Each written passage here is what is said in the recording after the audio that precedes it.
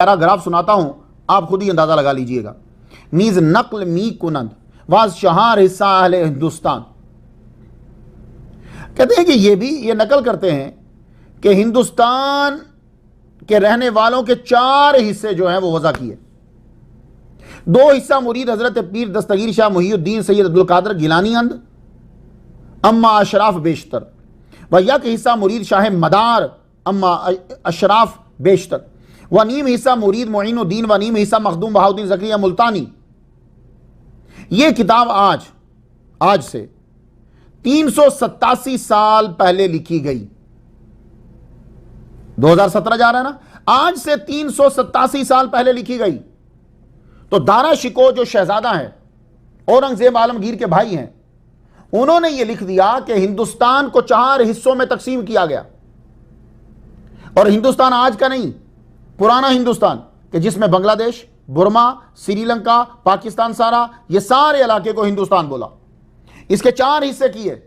4 حصے جو ہیں، 2 حصے مرید ہیں غوث پاک کے، مریدین ہیں چاہنے والے، 1 حصہ قطب المدار کے چاہنے والوں کا، مریدین کا، باقی بچا 1 حصہ، اس میں سے آدھا حصہ جو ہیں وہ مرید ہیں خواجہ معین الدین اجمیری چشتی رحمہ اللہ کے، اور آدھا حصہ مرید ہیں خواجہ بہاؤدین زکریا ملتانی رحمۃ اللہ علیہ کے۔ یہ سفینۃ الاولیاء میں دارا شکوہ قادری رحمۃ اللہ علیہ نے لکھا ہے۔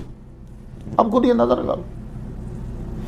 کون کہتا ہے کہ ان کا سلسلہ بند ہو گیا ہے؟ اورنگزیب عالمگیر کے بھائی تو یہ لکھ رہے ہیں کہ 2 حصے غوث پاک کے ہیں مرید، 1 حصہ شاہ مدار کا ہے، اور اشراف شامل ہیں ان کے اندر۔ یہ لفظ اشراف انہوں نے بار بار لکھا ہے۔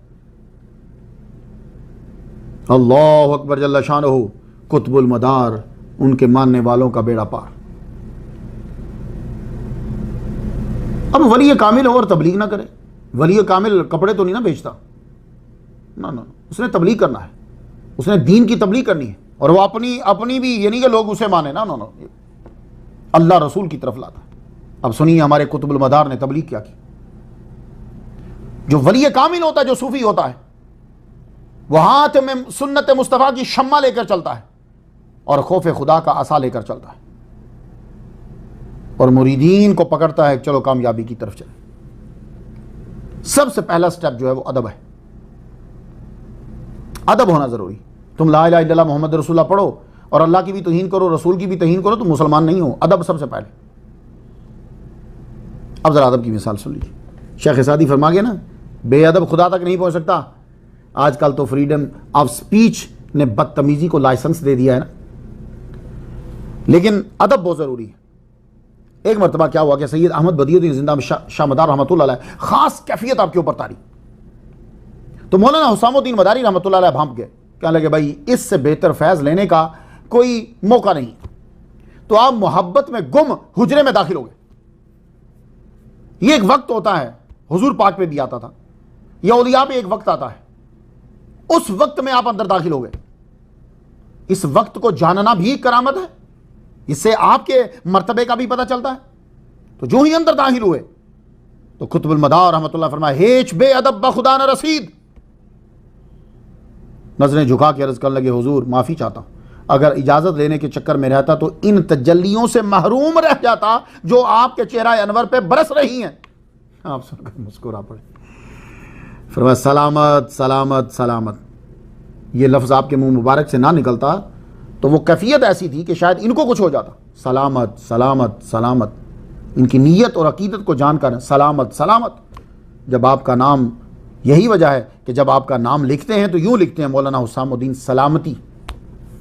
اللہ اکبر جل شانہ۔ آپ ہندوستان کے علاقوں میں طویل عرصہ چلن نشین رہے اور سیاحت میں رہے، پھرتے، یہاں کے مقامی لباس کو پہنتے۔ آپ پہ روحانیت کا غلبہ تھا، آپ نے نفس پر قابو پا لیا۔ ہمارے تو جسم روح پہ غالب ہوتے ہیں نا، مگر آپ کے جسم پر روح غالب آ گئی تھی۔ یہی وجہ ہے کہ آپ کا لباس گندا نہیں ہوتا تھا، نہ پرانا ہوتا تھا، نہ میلا ہوتا تھا۔ آپ کی تعلیم مختصر مگر جامع ہوتی تھی۔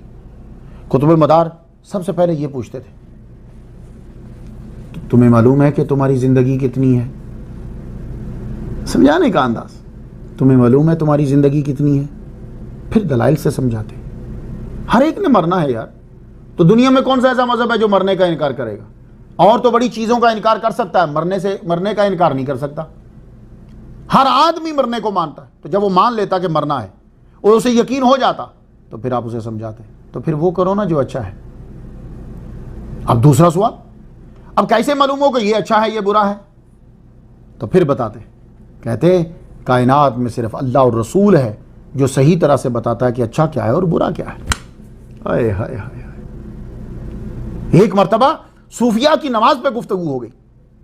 خواجہ قاضی مطہر قلعہ شیر انہوں نے پوچھا تو آپ نے ان کو بتایا. کہنے لگے سنو, نماز شریعت میں اور نماز طریقت میں کیفیت مختلف ہوتی ہے. یہ نہیں کہا گئے وہ جی جیسے آج کل بولو جی ساڑھی نماز الگ ہے, نہیں, کہا کیفیت الگ ہوتی ہے. اور اس پس منظر میں یہ جملہ کہ نماز شریعت الگ ہے نماز طریقت الگ ہے, فرق کیا ہے؟ کہ ہم لوگ جب مسجد میں جاتے ہیں تو دل و دماغ کہیں اور ہوتا ہے, اور اب پڑھ رہے ہوتے ہیں ہم نماز, خیال کہیں اور ہوتا ہے. تو آپ نے فرمایا دل و دماغ بھی نماز میں اللہ کی طرف ہو, اس کو نماز طریقت کہتے ہیں. یہ نہیں کہ صرف دل و دماغ بھی نماز میں اللہ ہی کی طرف ہو تو اس کو نماز طریقت کہتے ہیں. تو صوفیاء کے نزدیک اگر سجدہ کرتے ہوئے دل و دماغ میں اللہ کا خیال نہ ہو تو یہ بھی شرک ہی کی ایک قسم ہے. ایسی توحید کوئی بھی بیان نہیں کر سکتا. آپ فرمایا کرتے تھے قول و عمل ایک ساتھ نہ ہو تو اللہ کے ہاں قبولیت نہیں ہوتی. لما تقولون ما لا تفعلون, قرآن کے تو حافظ تھے. ایک مرتبہ فرمایا جب تم اپنے علم کے عامل بن جاتے ہو پھر زبان بند